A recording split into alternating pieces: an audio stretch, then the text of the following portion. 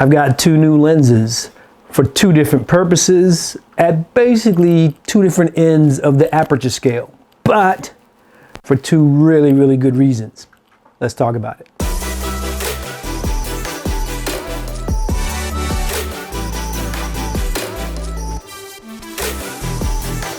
Hello again, everybody. Welcome back to Rusty Brown Photography. I am Rusty. So glad you guys are here. Today I want to talk about a couple of lenses that I recently got, not in the form of a review, but basically to talk about why I got them, how I'm going to use them here, and I'll tell you everything about them to include the cost at the time of purchase. I'm going to start with this one so that I can sit it down. Sony FE 200-600 zoom f5.6 to f6.3. This thing is big. When you put the lens hood on it, it's even longer. It's a big boy lens for big boy purposes. Weighs about 4.5 pounds. I say all that now so that I can sit this down as we talk about it. All right, so let's grab the coach's clipboard. Jumping right into it. I think both of the lenses are what I call niche lenses. They have a particular purpose. They do a particular thing. They do it very well for a particular reason, right? So let's start with the Sony 200-600 f5.6 to 6.3. As you can see through the unboxing, it's a really large lens. The purposes that I plan on using it for are sports and maybe now even a little bit of wildlife. Now, when I say sports, I'm talking about outdoor sports. I'm talking football, baseball, tennis, soccer, maybe even pickleball, depending upon what my angle to shoot is going to be. However, now that we're in basketball season and I am shooting basketball, I will not be using this for basketball. It is too big of a lens for the 94 feet that I have to cover. And with the closest focal point being 200mm, I wouldn't be able to get anything in the front court. So I will continue to use my 70-200 f2.8 as the go-to for basketball, with my 24-70 as the backup. One of the things that I want to start doing a little bit more of, I say wildlife, but primarily bird photography and being able to capture birds in their native environment, a little bit of wildlife. So once I got the lens, my first thought was I really want to capture some bald eagles. And I didn't know until recently that there's a place in Maryland called Conowingo Dam, which is a place that bald eagles flock to between the months of October and the end of February. Didn't know that. That's not too far from me, so one of the things that I wanted to do was go out to Conowingo and see if I could capture some bald eagles. Prior to doing that, though, I wanted to get comfortable with the lens. So me and Dee went out to a place here in Northern Virginia, thanks to my guy Steve, and particularly to his guy, Johnny. Johnny shoots a lot of birds locally, and when I was looking for a place to do some practice for Conowingo, Steve contacted Johnny, who recommended Government Island. Really nice spot, easy to get to. They have a place, a couple of places actually set up where you can, put your camera and your lens on a tripod, overlook a particular area that birds tend to populate. So I went there, got in some good shots, found some small species, some medium-sized species, and learned that tracking birds, especially when they're flying, isn't easy. Having a lens with that kind of throw, with that kind of distance, makes it really possible to get the shot, but there's some timing. And again, because of the weight of the lens, for me, it's got to be on a tripod. I did buy a, I did buy a monopod. I'll tell you about that in a little bit. But at the end of the day, I thought if I have a situation where I can use a tripod instead, that's what I'm going to do.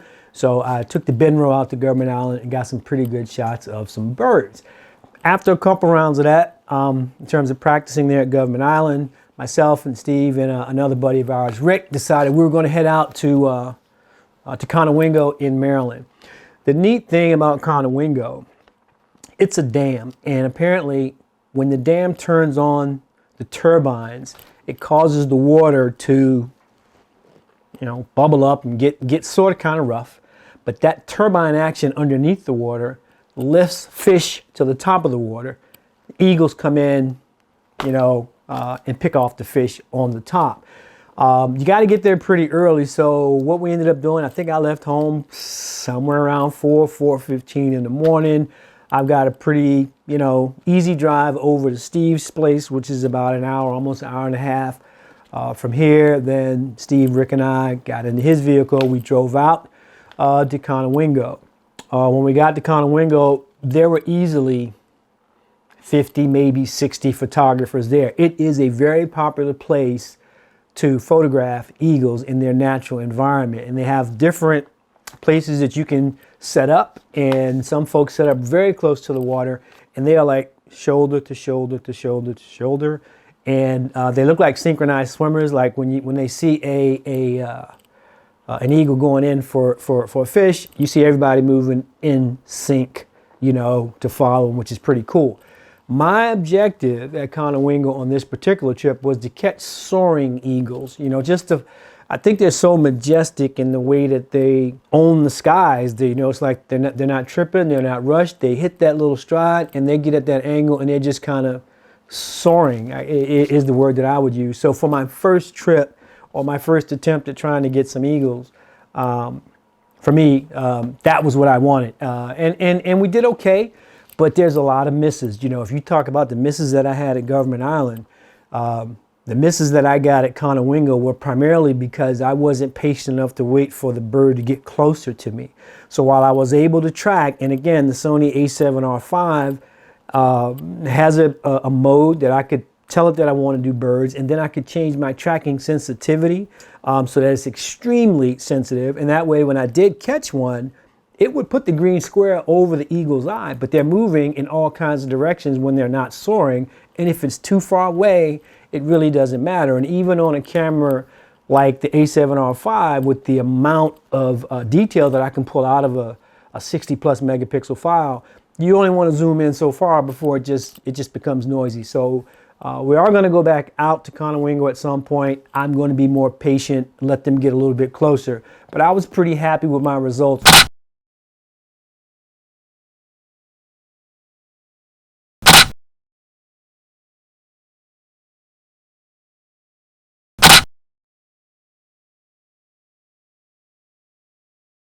Although I wish my hit rate would have been a little higher.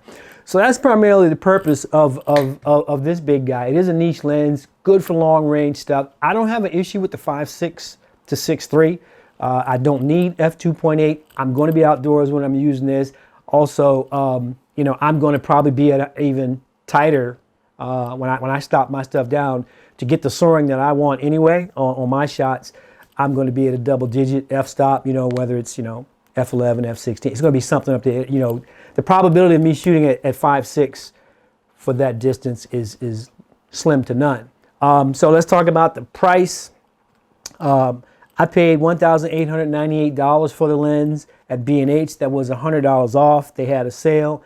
It also came with a, I'll say, Charo 95mm UV ATS filter and Sensei Optics Care and Cleaning Kit for no extra charge. So in addition to the lens, they sent a filter. I haven't used that, and a really nice kit to clean it with.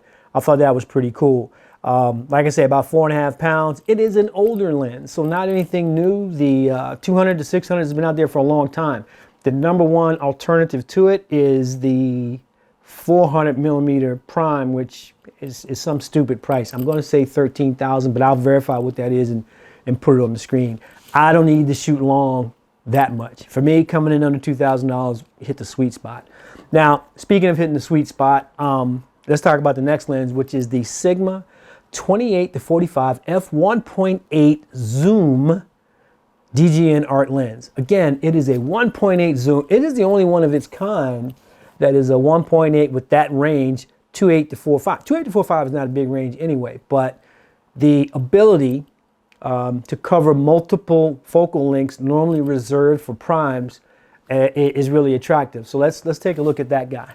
Oh, one of the things I wanted to do too, one point of reference is Comparing the size, again, of the Sony next to the Sigma 7200. Now this 7200 has the lens hood on it, and it's still being dwarfed by the 200-600.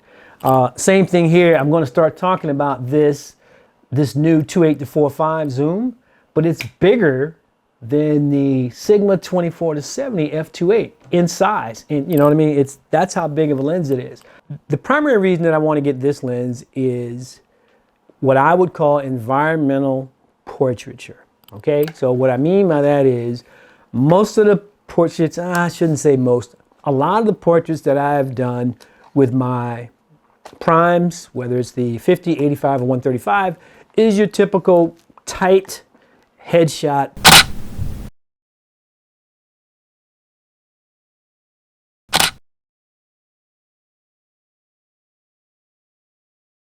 Portrait, and the images have been fantastic. But over the last year, I started attempting to do environmental portraits whereby the person or the subject in the shot, to me, is not the sole focus. It's the person and the environment that I have the person in. So if I can do a good job of that, it makes my viewer look at both the environment as well as the subject.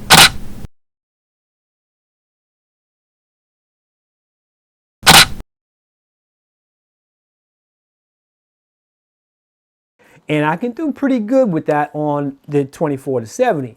But now being able to go 28-45 without having to change lenses, I think it presents an opportunity for me that I didn't have before. So environmental portraiture is the #1 reason that I wanted to get this lens. Like the other Sigmas, it is an art lens, extremely high quality build. Very solid, beautiful, beautiful lens. At 1.8, it should be a low light beast. Now, my camera, the A7R5, I don't think is Sony's best low light camera. I think that's probably the A7 IV. So for me, having a lens, you know, to help me with that in low light situations is pretty cool. So I took it out to do a test with it. Shortly after I got it, Dee and I went to a masquerade ball last weekend. What better a place to test this guy out? Because, you know, if you guys done event photography, you've been in ballrooms, the lighting is horrible. It's never daylight balanced. In some cases, it's dark in some parts of the ballroom, bright in other parts. And then in other cases, you know, you got music and DJs and stuff. So you get a wide kaleidoscope effect of different lights and things like that. Having the ability to shoot in that environment without a flash at all, I didn't take a flash, would help me understand just how much I'm going to be able to do with this guy in studio. So with that, we're going to go to Lightroom here where I've got a couple images queued up. I want to walk you through how things went at the masquerade ball using this lens. So we'll take a look at the first image. I forget the name of the band, but the leader of the band was this person, Michelle. One thing you're going to see here, I'm going to put the specs up for each shot. I left the aperture at 1.8 for all of them. Now I'm looking at the board. Again, ISO 6400. 1/400th of a second for this one. Look at the fall off there. Here we have a guy dancing, ISO 6400 from 32mm, 1/400th of a second, no flash. Next up, we got the sound engineer working the board, ISO 6400, 1/250th of a second. You can look all the way in the back and you see people that are blurred out, and the closer you get to the sound engineer, he's the guy that's in focus. Here outside of the ballroom, right outside the door in the hallway, ISO 6400, 1/320th of a second. So instead of changing my ISO, I left that the same and just went with a higher shutter speed. Here I want to show you something here. I want you to pay particular attention. Even though we're at ISO 6400, I got Dee in focus. She's in front. They're doing this kind of line dance. So I want you to pay attention, right? Because we're going to do something here. I wanted to test the speed that I could switch it. But look at the clarity when I was solely focused on her. This is crispy, folks. This is clean, right? I got all kinds of colors going on, but I was able to lock in on Dee and get a really tight focus. When we go to the next shot in this sequence, I want you to pay attention to the three people behind. Purple dress, I guess that's maroon, and then black, Dee's in the front. They're all doing the same line dance. But I wanted to test how quickly I could focus on someone else and then get back. Immediately, I went and I put the green box on the lady in the middle, and D was immediately thrown out of focus, and everybody on the back line, particularly those two on the left, were in focus. And it was super quick. All this on the same lens, all at f1.8. And when I switched it back and put the focal point on D, immediately it jumped right back to her. So I went from her to the folks in the back and right back to her by simply changing my focal point. So I used expanded flexible spot for those shots. Now I'm going to show you some zone stuff. Two folks, I just made the zone focus right here. So the phone is out of focus, you can see in her hand, but the two faces were in focus. Nicely done. Same thing here, the zone was the two heads, everything else out of focus. And this is a very dark room at this point, but I think the image is serviceable. Moving on to this one, and I'm going to do a test here. I want to show you something. Two people, got them here locked in like a regular portrait, and then we move to them dancing. Now I did a zone, and think about it now, they're not the front layer. When I zoom in here, you see how tight they are? That's the zone. That means the person in front on the left is out of focus and the people in the back are out of focus. So watch this again. Here, regular, just up front, boom, tight with two people. Then I immediately switched and moved the focal point to them while they're dancing and blurred out front and back. I have another example of that.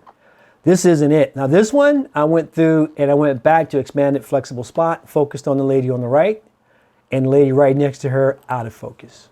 This one here, I got my cousin Vero in focus around the box.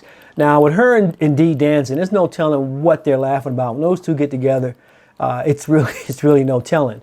But D is out of focus in the front, as well as the lady you saw before is now in the back. I was able to blur out foreground and background and select the middle, which in this case was Vero, and it was, I've never been able to do that in a single lens. Here's a single shot. Here I was basically focused on the corner of the glasses that were closest to the frame, right about here. And if you look at it, that part is as crispy as it can be. The fall off starts immediately right behind his ear, and his shirt's also out of focus. Side note, people thought that this guy and I are related. We did have a nice conversation because we both have a love of hats, but not related. Next up, another single portrait, everybody in the background blurred out, pretty easy. And then this one also very similar, a lot going on with this one, right? You got the blue lights going on in the back, a little bit of green. When I look at the subject, I focused on her glasses as well, closest to the lens. And when you zoom in on it, man, that is crispy. The texture of her hair is perfect, skin tone, texture in the skin, nice and natural. f1.8, it blurs out the background, I should say, like nobody's business. Here with the MC, he's in front, he's in focus, everybody behind him, some people at tables, white lights going on, all out of focus. And this guy here, like it or not, the people at my table nicknamed him, I think they called him Moses because of the staff that he carried. But this is a super crispy image. You got people behind him, but in the foreground, look at this zoom right here. Right? Skin texture, perfect. The hat, the glasses, the shirt. This is an extremely tight image. Nicely done. DJ well in the back in an all black area. f1.8 at its finest. Here you got D outside in the hallway, outside the ballroom. And at ISO 6400, looks good. And now we're going to go to a dark image right from this one to show you the range that this lens has. There's the DJ up on the stage, no lights. Very little light above his head. He's wearing black. Curtain behind him is black. The DJ equipment there is black. And image is a little soft, but definitely serviceable. Now we're going to take a look at some of the stuff that I did after the ball. Breakfast the next morning. Now we're inside of a restaurant. Check this out. ISO 160, 1/500th of a second. Here's my focal point, the leading edge of the toast. Look at how everything else is blown away. The glass of water.